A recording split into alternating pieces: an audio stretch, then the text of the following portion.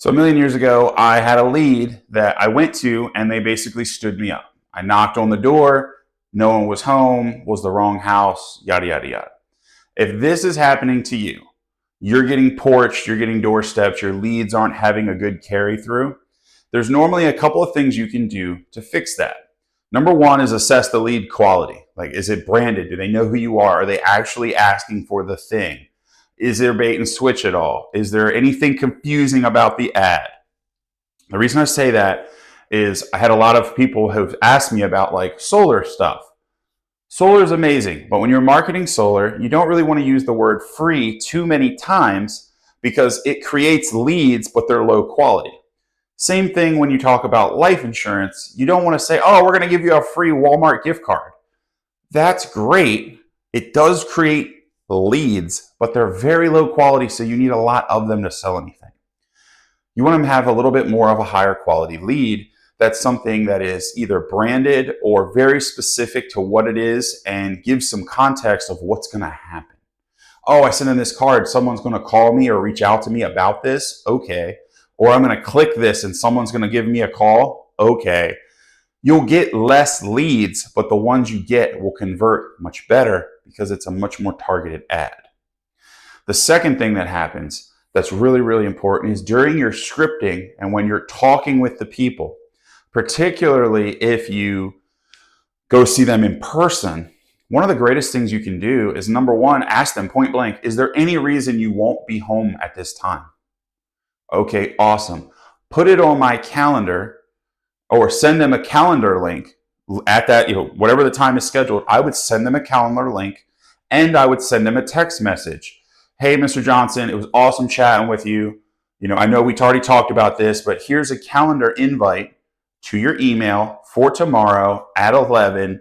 You're going to meet with me at your address. Here it is. See you then. And I shoot you a text. Hey, Mr. Whatever. See you tomorrow at 11. Thanks, Nick. That will help make sure that if you go to see that person or you have a call with that person, there's a really good chance they're going to pick up the phone or they're going to be available. That's number two. Make sure your scripting is good. And the last thing you can do, and this has really helped me a lot and something that I didn't do for a long time because I had a lot of fear around it. And I'll say what it is. It's the preemptive call before the appointment. So whether it's a call or a text, or here's a bonus tip, $1 million for you guys that stick around. If you have people on your calendar and they're scheduled, say you're going to call them in 3 days.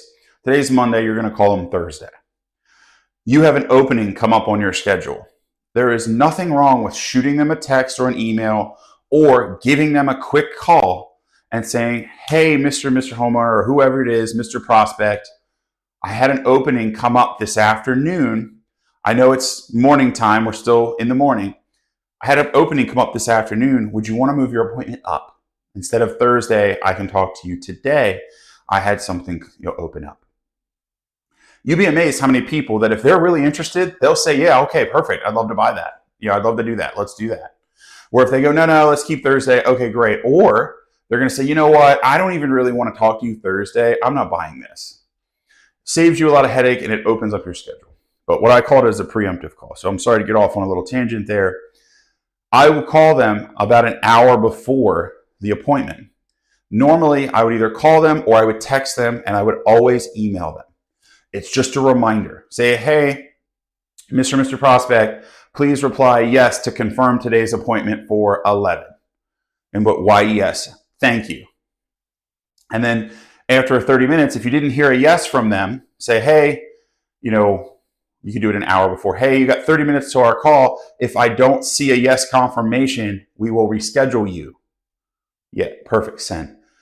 It lets the prospect have the ability to get out of the appointment, which I was always so afraid of. I was like, oh, I'm going to lose appointments. They're not buying anyway. If they cancel the appointment, I'd rather them cancel it an hour before than I know they're canceling and they're not interested in buying, and I'll put them in a drip campaign, than if I'm going to drive out to their home or I'm going to get my call prepared, or like in insurance, I would get out some of the information I already had on them, start trying to build a little life insurance quote so that I'd have kind of an idea. I'm going to waste time prepping for this.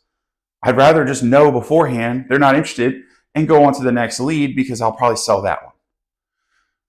That's what I'm saying. It's a preemptive call. So the number one thing is make sure your lead quality is good. Number two, you have to have good scripting. Make sure you have clear steps and reminders. Ask them point blank, is there any reason we won't be available to make this call or do this Zoom or to be at this appointment?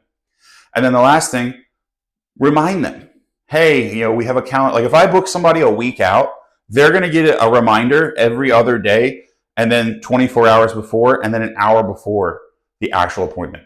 And that not only protects my time, it makes sure that they're interested and committed and they're going to be at the appointment, because my time not only is super valuable, their time is super valuable. If they can't make it, I'd rather them just say, hey, I can't make it, instead of just burning up all my time and then wasting their time. Just do those 3 steps. You'll have so many more appointments that actually show up and most likely will buy, and you'll be able to get rid of the people that aren't interested. Don't waste your time doing non-productive things.